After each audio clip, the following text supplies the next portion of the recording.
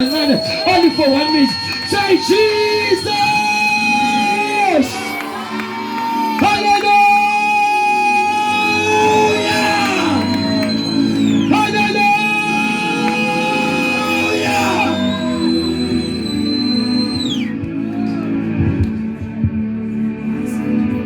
Simshayele ezandleni enkulu bezalwane egameni kaJesu Kristu. Singahlala phansi.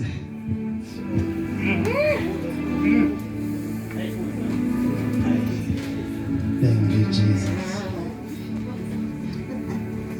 Gama lami nguSandile Mzobe. Ngomntwana kaNkulunkulu ngisindisiwe ngelinye ilanga ngafumana umusa wokwazana noJesu Kristu. Amen. Ukhulu kusithoba ngiyacela ukubingelela umfundisi noma umfundisi Mzobe sibashayele izandla enkulu zibone egameni kaJesu Kristu. Amen. Bingelele akuzonke zikaNkulunkulu befundisi bonke ama-elder amadikoni namakhosikazi wawo mekhona sibashayele izandla enkulu egameni kaJesu Kristu. Bingelele intombi insizwa omama obaba nabazidlalela la sishayele izandla nje bazalwane ukuthi sikhona egameni kaJesu Kristu. Isango la khona lisavulekile, isango nguye Jesu. Ngale nje bokuchitha isikhathi ngiyacela siye emabhayibhelini wethu incwadi ka John chapter number 4 egameni kaJesu Kristu. Ngokuka Johani chapter number 4. Hallelujah. Owawukade uvuluma uMzobe bazokhumbula ukuthi wawushiyelela mina. Amen. Nganxusa wathi umebiza uthi ngiyabonga Nkosi. Thank you Jesus. Amen. Ngokuka Johani nje chapter number 4. Sifunde ku verse number 10 mase sihlala phansi egameni kaJesu Kristu. Ngiyacela mfethu ngifundele ezulwini. John chapter number 4 verse 10. Yes. uJesu waphendula wathi kuye, uma ubusazi isipho sikaNkulunkulu nokuthi ngubani othi kuwe ngiphuzise, nga ucele kuye yena ngabe ekunikile amanzi aphilayo. Awuphinde mfethu. uJesu waphendula wathi kuye, uma ubusazi isipho sikaNkulunkulu nokuthi ngubani othi kuwe ngiphuzise, nga ucele kuye yena nga ekunikile amanzi aphilayo. Sivala amehlo ethu liphilile namandla lengowesibili. Izwi lakho libhaliwe ngabantu laphefumula ngomoya wakho. Khuluma ngalo silalela wothisa umphefumulo wethu ngoJesu Kristu inkosi. Amen. Hallelujah. Now la sifunda khona egameni kaJesu Kristu leli iBhayibheli uJesu uphendula wesifazane. Amen. Ngiyacabanga sibaningi mhlambe siyayazi le ndaba wesifazane waseSamaria. Abantu abaningi ke banezitori ezingafani ngaye. Amen. Banye bathi wayekade eyisife Jesus. Abantu bashintwe eziningi ngoba nje indaba yakhe mayithinteka ifaka nabantu besilisa phakathi. Amen. Hallelujah. Now uzothola mawufunda umlando noma ihistory uzothola ukuthi lo wesifazane wekade engasona isife. Kodwa wekade eshadile. Ihistory yomshado wakhe ibala amadoda ayi5. Wengawashadile kanye kodwa weshada indoda asikhazelwa ukuthi yayenza njani, mhlawumbe yayidlule emhlabeni ishone kuphinde ashadenye, mhlawumbe iphinde divorce nale aphinde ashada, kodwa kwakukushada. Amen. So kwakuthandana kwakuvumelekile. Amen. Okusho lo wesifazane wengayena umuntu owephinga. Amen. Uthi ke uJesu ke uma ufunda istory nje uqhamuka uhamba nasi leli iBhayibheli mayiqala nje indaba lithi iBhayibheli kwakuswelekile ukuthi uJesu adabule iSamaria. Amen. Eya eGalile. iBhayibheli lithi yayikade ikhona enye indlela ayengahamba ngayo ukuya eGalile kodwa kwakunyanzelekile ukuthi adabule iSamaria. Amen. Now mawufunda uzothola ukuthi ke kubaleke ngani ukuthi uJesu adabule eSamaria. Now uzothola ukuthi amaSamaria mawufunda iconversation kaJesu nalowesifazane uthi lowesifazane kuJesu ungacela kanjani kimi ukuthi ngikuphuzise amanzi ube wena ungumJuda mina ngumSamaria. Ngoba kuyazeka ukuthi amaJuda namaSamaria kahlelani. So ungenza kanjani wena ukuthi ungicele amanzi ngoba mina nawe kumele bawubona umJuda umSamaria uhambe ngakwa left imoto uhamba ngaka right. Kumele nawe umJuda ubona umSamaria ushintsha indlela zakho azidelani. Hallelujah. Now kodwa iBhayibheli libeka ngokusobala ukuthi kwanyanzeleka. Kwasweleka it was a must kwakumphoqa uJesu ukuthi kuzo zonke indlela ayengaya ngazo eGalile kodwa adlule le ekunalomuntu wesifazane waseSamaria. Now uzothola ke mawufunda ukuthi ke amaSamaria kwakade kuhlobo lwabantu ababa mixed breed. Singabafanisa ngokolimi lamanje singabafanisa namakhaladi. Yeah, babe uhlobo lwabantu olaluyimix. So now kwakade kuyimix kaIsrael nezinye izizwe. Now ifika kanjani mhlawumbe 5 minutes history then sesiyagoduka. Uzothola ukuthi ngenxa yokona kukaIsrael ngoba usuhlukene kabili abasesontweni bazo understand. Wawusesihlukene kabili isizwe sasikhethwa uNkulunkulu Israel. Kukhona iNorthern Kingdom and the Southern Kingdom kodwa konke uIsrael. Kodwa ngoba sekuhlukene sekuthiwa iNorthern Kingdom uIsrael, iSouthern Kingdom uJuda. Amen. Kodwa bonke labantu isizwe sikaNkulunkulu. It's just one nation eyahlukana kanjalo yasplitha kanjalo. Now uma isisplithile ke iNorthern Kingdom uIsrael lo wakhiwa ama-tribes ayi-10. Lithi iBhayibheli mawufunda uzothola ukuthi ngenxa yokona kwabo uNkulunkulu wavumela izitha ukuthi zibathumbe. Kuthe uma bethunjwa ama-Assyrians babathumba basebehamba nabo bayoba deploya kulezo zizwe ababe deploye kuzona. Now kuthe mekuthunjwa ingcenye i-50% yamaJuda kwase kuthathwa noma yama-Israelite kwase kuthathwa abantu bezizwe abakade bethunjwe kulezi ezinye izizwe bathathwa babuyiswa kwi-Northern tribe babuyiswa kwaIsrael. So now kwase kuba ingxubevangi kutholakala kwaIsrael kunabantu abayisizwe sikaNkulunkulu and phakathi kwabo mase kuzoba khona abantu bezizwe. Now bakhulu umthetho uthi ke umJuda akumele ashade nomuntu wezizwe. Now ngenxa ke yokuthi sekunaleyo mix masala eNorthern tribe which is uIsrael lo wakho ama-10 tribes iBhayibheli kwase kuzalanwa kwenziwa lento yama-intermarriage kwashadana isizwe sikaNkulunkulu sashadana nabantu bezizwe kwase kuphuma uhlobo lwabantu ababengayena uIsrael ngokupheleleyo. So kwase kuphuma uhlobo lwembewu okade luyimix phakathi kokulunga nokungalungi.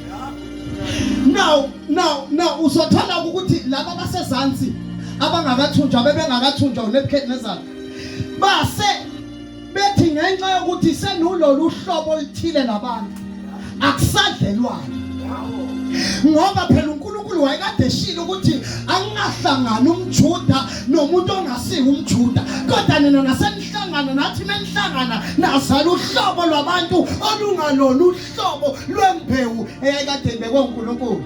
Hallelujah. Now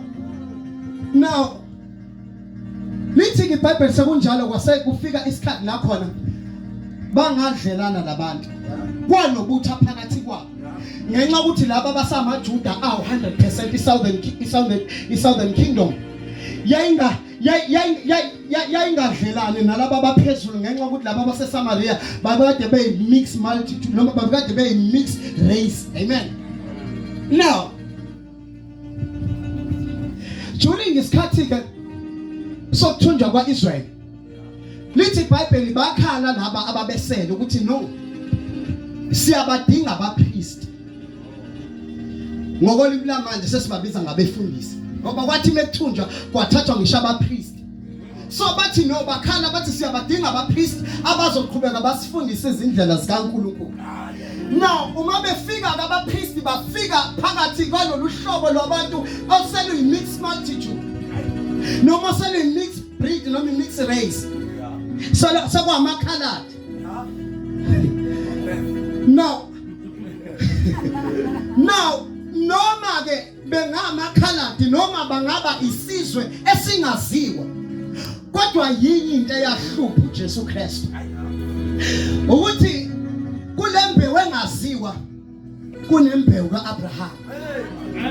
Now uNkulunkulu wayekade isithembiso kaAbraham, abafundi iBhayibheli bazokwazi. Wenza isithembiso phakathi kwakhe noAbraham ukuthi inzalo yakho ntonto kanjalo kanjalo. No, uma ke uKristu Jesu efika kulo wesifazane, lo wesifazane lithi iBhayibheli wekade yokha amanzi ngesikhathi ejwayele ukukha ngasamanzi. Now lo wesifazane ngenxa ye situation noma yesimo sakhe wengasawakha amanzi ngesikhathi abantu bonke bewakha ngasamanzi. Ngoba kuyenzeka sometimes umdlalele mfethu, kuyenzeka icondition yakho, isimo okusona sikwenze uyicebule kubantu. Ya kunabantu abaxebukile, kubantu baxebulwa isimo sabo. Leli iBhayibheli kunesifazane onesipho somopho for 12 years. Wengasasondele, wengavumelekile ukuthi asondele kubantu, na uJesu lo amthinta umphetho kwangavumelekile asondele ngenxa yesimo ayekade ekusona. Oh hallelujah. Yeah, isimo siyakwazi ukuhlukanisa, siyakwazi ukuseparate umuntu nendawo okumele engabe ukuyona. Now, lithi iBhayibheli ke waseqhamuka uJesu. uJesu ukhanyukisa ukuthi noma angaba imbewu engaziwa, kodwa kuyona le mixed breed kunembewu kaAbraham. Now kunembewu yesithembiso. Ingakho nalo wesifazane uma efika kuJesu Kristu uthi siyazi ukuthi uJesu ke uthi lo wesifazane siyazi thina ukuthi kunentaba ekumele sithandaze kuyona, ngoba babefundisiwe batshelwa ngentaba ekumele bathandaze kuyona. Uthi kuJesu ke nina amaSamaria nithandaza kwengaqondiyo. Uthi isikhathi sifikile, isikhathi siyeza. Uthi lapho nothandazayo ngeke athi kunendawo kumele sithandaze kuyona. Uthi uJesu thina amaJuda sithandazele tempelini eJudiya, nina amaSamaria nithandazele entabeni. Kodwa kuze isikhathi la abamdumisayo kumele bamdumise ngomoya nangeqiniso, la ngasadingeki khona a certain location ukuthi wena owakuphi, wena uqhamuka kuphi, wena umele ukuba kuphi, kodwa solo ngwazana noNkulunkulu. Now uJesu kufika ke kulo wesifazane, ufika ucela into nje. Uthi uJesu wesifazane ngicela ungikhelela amanzi. Amen. Now uJesu ucela into elula nje, ucela ukukhelelwa amanzi. Lithi iBhayibheli lo wesifazane wathi ke asihlelani thina, awukwazi ukuthi ungacela amanzi kumSamaria umJuda. Kusathi uJesu if bewazi. Oh hallelujah. Uthi uJesu ke if you knew ukuthi ubani othi kuwena ngiphuzise, wena ngawuqala kuye, yena ngawuyakunika amanzi okuphila, ayophenduka imifula yokuphila kuphi eswini sakho. Now lo wesifazane uJesu understand ukuthi kunenkinga, lento emletha la, lenkinga emletha la imenza ezenjalo kule ndawo. uyayizwa lena ngisho ya kunosizo lwabantu olihamba mfethu lungapheleli lukwenze njalo uhambe uphinde ubuye hayi phela bafethu asingadlali bayaza abake baye ukuyolaba babonayo nanani ufike nje bakusebenze kahle uphela uthi uyeza izinto ngathi ihamba kahle sekumele uphinde futhi uqhubeke uyovuselela ngoba lento yabo yenza ukuthi ubuyele kubona njalo kodwa uJesu ukuthi ube bewazi mfowethu simshane izandla enkulu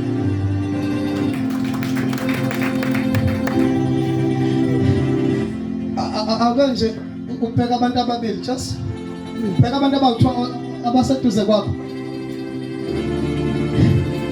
umtshela ukuthi ukube bewazi ukuthi ubani lothi ngipha amanzi ngawe ucela kuyena yena beyakunika amanzi oyawuthuma ukwaphuza ungaphinde wome ngoba sikushumayela uJesu bafethu wathi masefikile ungabuyi njalo uye kanye ukokha ungaphinde ubuye kodwa ukube bewazi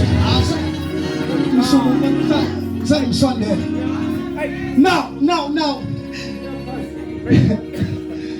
ziyavuselelwa baba izinto zabanye abantu even impiliso yabanye abantu yavuselelwa even ingcebo yasesweni yavuselelwa yenza njalo uhlala uhambe uyolima into zakho uyokhalipha into zakho njalo kumele uhambe uyokhanyisa into zakho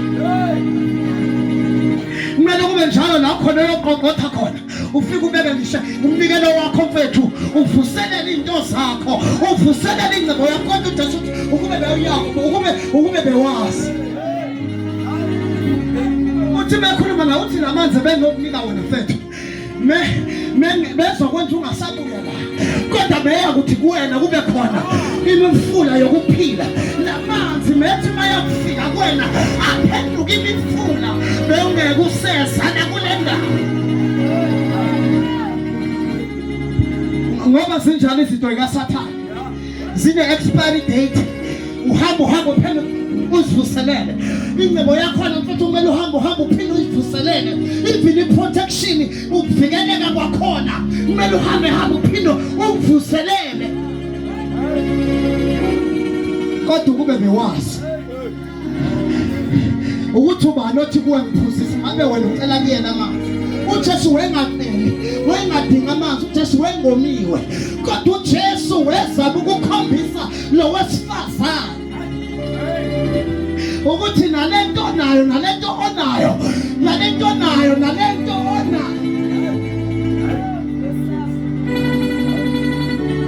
ya ngoba izinto zabantu ihamba depend nokuthi uba ukiphi level wasiba wanenkinga ngento ephelayo uthi uJesu kube bewazi. Then the Bible says maliqhubeka lithi kwathi mebeqeda inkulumo yabo lithi iBhayibheli wesifazane first thing she did wawisimbiza phansi ayekade sokha ngayo wawisimbiza phansi lithi iBhayibheli wasegijimisa Maria lonke wathi ngimtholile ongitshele konke. Na bafethu ngivumelane mfethu hamba kanye ungashishi. Now ngoba kunabantu abaningi bafethu abakhulumayo empilweni zabantu. Ngivumelane ngisho le. Kunabantu abakhulumayo mfethu empilweni zabantu. Kodwa lo wesifazane uthi ngimtholile ongitshele konke.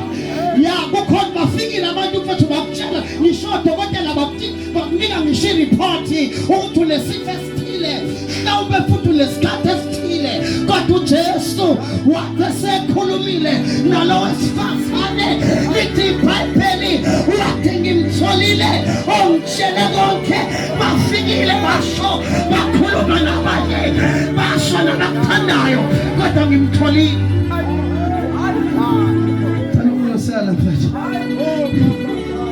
Oh hallelujah. Uthi ngimthwalile ongitshele konke noma isifikile ireport kadokotela yachaza situation information yakho kodwa lo wesifazane wakhohlwa namaripoti angafika before sebemtshelile ukuthi wena nenkinga amadoda ayafa mengahlangana nawe akumele ushade naleyo yiripoti kodwa wathi ngimtshelile ngimthole awu nanobani bafethu unelungelo lokukhuluma kodwa kubalulekile ukuthi uma ukhuluma kugcina uKristu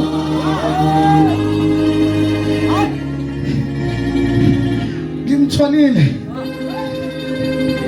ongitshele konke bafikile mfethu abafana bafika bakutshela bathi bayaphanda bathi umuhle bathi akekho njengawe baze bathi ngizokuthengela iphanoyi kodwa lo wesifazane amaripoti ongakamsizanga walele wesuthe ngitholile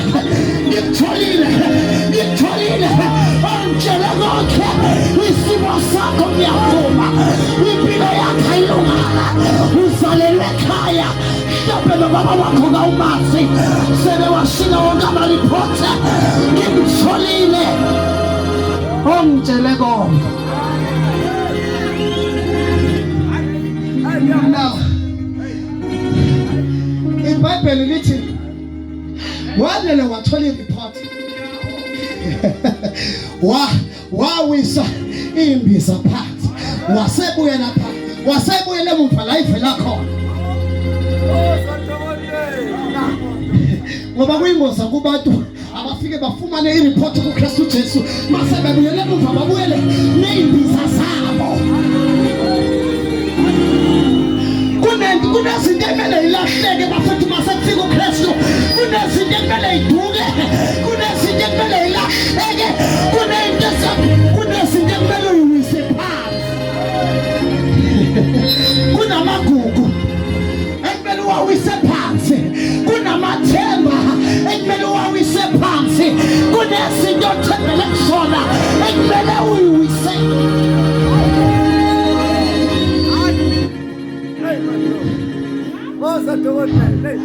ya ngoba sama nohlobo labantu olihamba liphatho just in case anciphise mfethu Jesus sama nohlobo labantu abahamba babuye baphatho just in case mhlawumbe ngenza kuKristu Jesu angangiphendula ngelinye ilanga ungawashiya amahlozi akithi angikubambe konke bafowethu kodwa manje wahlangana noJesu kunezinto ezingatshelwa umuntu kodwa kumele ziqhathakele sibabona kanjani abahlangene naye sibona ngezinto kunezinto eziwayo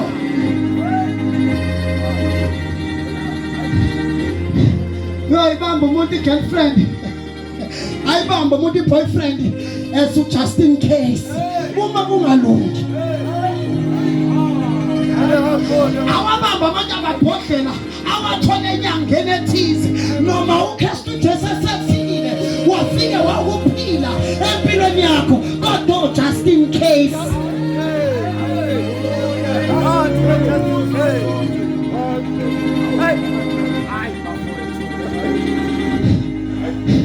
kunezinto ekumele isale empilweni once kwafika uKristu Jesu kunamathemba ekumele asale kunezinye izinto futhi uNkulunkulu amana iphephethe ngamabomu uzokwazi ukubhekana uthi Isaya ngokufa kwenkosi ukuzi mina ngayibona inkosi kunezinye izinto empilweni yakho ongena kuzona kanti uNkulunkulu ususa abantu abathembile empilweni yakho ukuze uzokwazi ukubhekana naye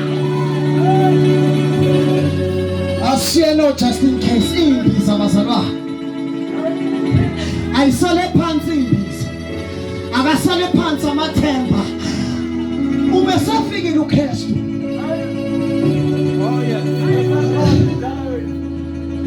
imbiza siyaho lasibazana uthi ngimtholile ongitshele konke sengiyavala sime ngenyawo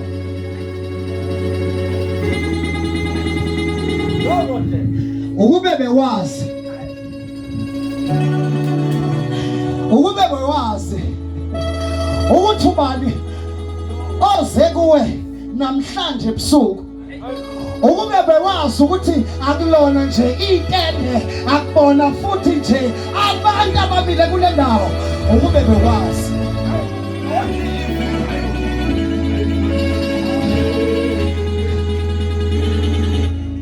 uyabona into kaNkulunkulu kanje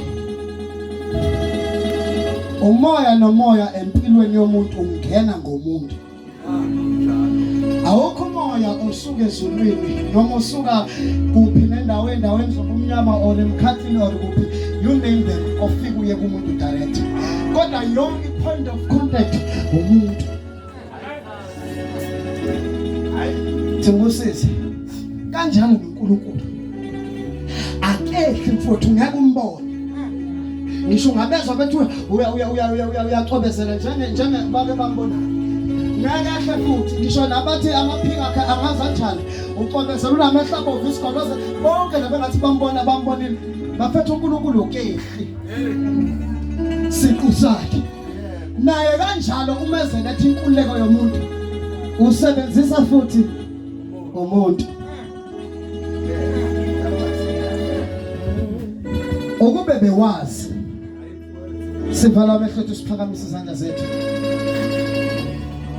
only if you knew ukube bewazi ngaba ukho kulesimo kusona njengamanje ngoba kunabantu abahlele esimweni ngisho uNkulunkulu esaqeda ngaso kodwa basahleli ngoba abazi ukuthi ubani ophambi kwabo siphakamise izandla zethu. Thank you, Jesus. Yego umuso ngakano seza ngaphambili mfundisi nokuthethelelwa kwezona no Thank you, Jesus. Izandla zakho ziphezulu ukube bewazi nokukhululwa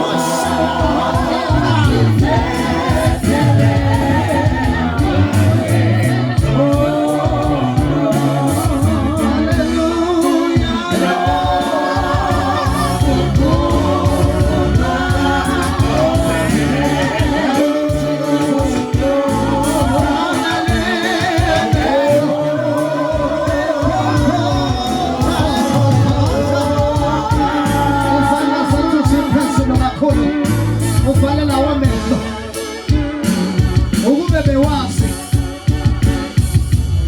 wasonjalo uJesu wathi ukube bewazi ukuthi ubani othi ngipha amanzi ngabe wena ucela kuye yena beyamnika amanzi oyakuthi mawaphuza phakathi kuwe kube nemifula yokuphila uJesu ufikile uzele lokho uzele ukuzokhulula abantu uzele ukuzotshela abantu asebetsheliwe ukuthi uzobanika impendulo ezingcono kunalezi uphakamisa isandla sakho kakhulu